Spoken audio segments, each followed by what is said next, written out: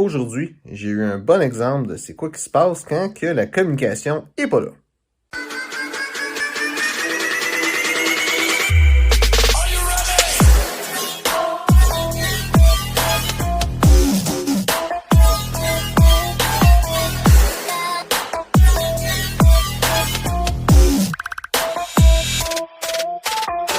Fait que je suis présentement dans le nord de Montréal. Je sais plus trop, là, il y a plein de choses que je suis, là. J'essaie de trouver une place tranquille, mais ça marchera pas, là. Puis, qu'est-ce que je fais présentement, c'est que mon père, il fait réparer sa salle de bain, il fait des grosses rénovations. Puis, il voulait que je l'aide à amener un meuble, dans le fond, à aller amener un meuble de Montréal-Nord jusqu'à chez eux. Puis, on avait je sais pas s'il y avait un rendez-vous de quoi, là, mais quand que j'étais arrivé là, il voulait qu'on soit là à telle heure. Puis, il a pas préparé le meuble encore. Il est dans le fin fond de leur entrepôt. Puis là, moi, j'ai 1 heure à attendre. C'est à peu près à 1 heure de chez nous, ce que je suis. Fait que j'ai 1 heure à attendre ici dans le parking que le monde de la place ait fini de préparer le meuble, finalement.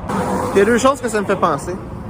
Première chose, c'est que quand tu as une business, c'est important la communication. Qu'est-ce qui s'est passé, c'est que la personne qui a vendu le meuble, dans le fond, il a pas dit que « Hey, j'ai vendu tel meuble ». La personne va venir le chercher telle journée. Puis là, ils ont reçu une commande, puis ils ont tout mis en avant. Fait que là, il faut tout qu'ils déloadent les meubles qu'il y a en avant du meuble qu'on vient chercher. Puis, ça, c'est quelque chose qui aurait été évité par la communication. Être en communication avec avec qu'est-ce qui arrive, avec les ventes qu'il y a eu, ou toi, ton côté dans ta business, qu'est-ce qui arrive si t'es pas en communication, si tu le dis pas au monde, le monde le sait pas, puis il y a juste comme si cette affaire-là n'existe pas, des fois, ça peut amener des problèmes. L'autre chose qui me vient, c'est à quel point que c'est le fun, le monde dans lequel on vit, de façon technologique. Là, je peux pas me retourner chez nous, où que mon ordinateur, puis, si ça aurait été, là, à 30 ans, là, cette situation-là, si ça aurait été, là, 30 ans, j'aurais rien pu faire. J'aurais été dans mon char, j'aurais été faire une marche, je sais pas ce que j'aurais fait, mais, ça a été 1 heure que j'ai perdu. Mais là, dans le monde qu'on vit à cette heure, j'ai un téléphone, je peux travailler, je peux filmer comme là, je suis en train de filmer. Puis, ça là, je peux juste l'investir à faire autre chose que qu'est-ce que j'aurais prévu, au lieu de la perdre. Mais je peux quand même l'investir à faire de quoi pour ma business.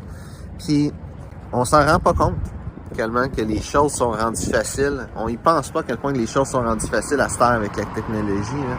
Mais partout où on est dans le monde, tant qu'on a un téléphone, tant qu'on a limite un ordi, puis surtout tant qu'on a Internet, les opportunités, là, c'est vraiment grand. Qu'est-ce qu'on peut faire? Pour continuer l'histoire qui s'est passée aujourd'hui, quand on a fini par avoir le meuble, on a ouvert ça, puis le lavabo, il était fendu, puis après toutes ces attentes-là, on n'a pas eu ce meuble-là. Donc, on est retourné, dans le fond, il y a 2 portes, la porte magasin et la porte entrepôt. Donc, on retourne à la porte magasin, puis là, ils en ont plus en stock, c'est le dernier qu'il y avait.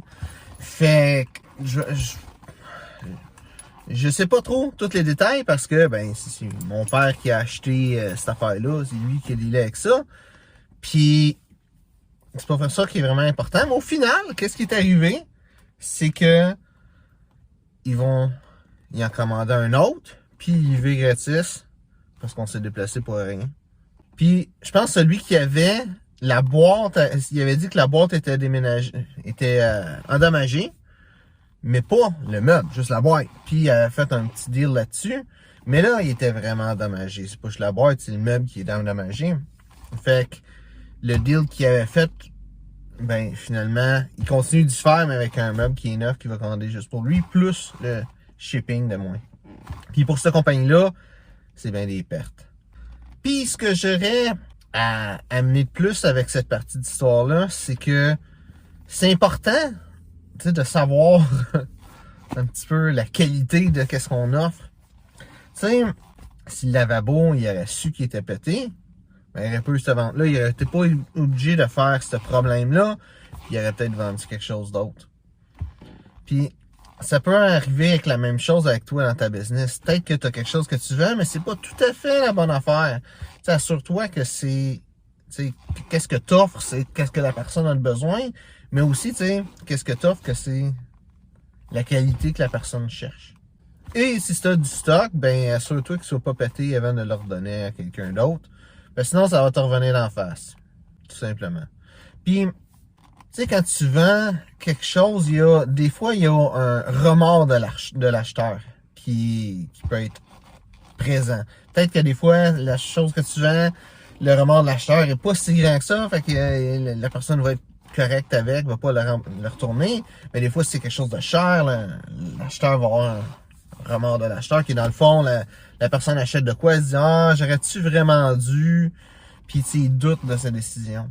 Puis oui, il y a des techniques pour empêcher que ça l'arrive, surtout si c'est des grosses dépenses, même si ça a de la valeur, puis tout, la personne va avoir ça. Puis une bonne façon de dealer avec ce remords de l'acheteur-là, c'est simple, c'est de faire en sorte que la personne prenne action sur l'achat qu'elle a fait. Puis si c'est un meuble, dire, tu sais, où est-ce qu'elle va le placer, de penser où est-ce qu'elle va le placer. Si c'est une voiture, tu sais, dire à personne de penser où est-ce qu'elle va aller, son premier road trip qu'elle va faire, ou tu sais, quelque chose comme ça. Si c'est un service, tu sais, de créer un plan d'action pour la personne pour entreprendre de commencer à utiliser ce service-là. L'idée de ça, c'est de faire en sorte que la personne ne pense pas à « Hey, je viens de dépenser cet argent-là », mais pense « Hey, qu'est-ce que je vais faire avec cette affaire-là, ça va être cool ».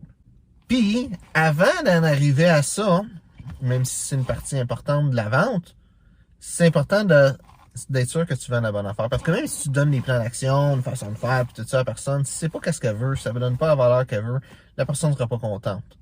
Puis, elle va soit se demander de te faire rembourser, soit arriver puis chialer sur les médias sociaux puis faire un gros vidéo où ce qu'elle dit son expérience, un petit peu comme aujourd'hui, tu sais. Puis au final, ben toi, tu vas perdre de l'argent.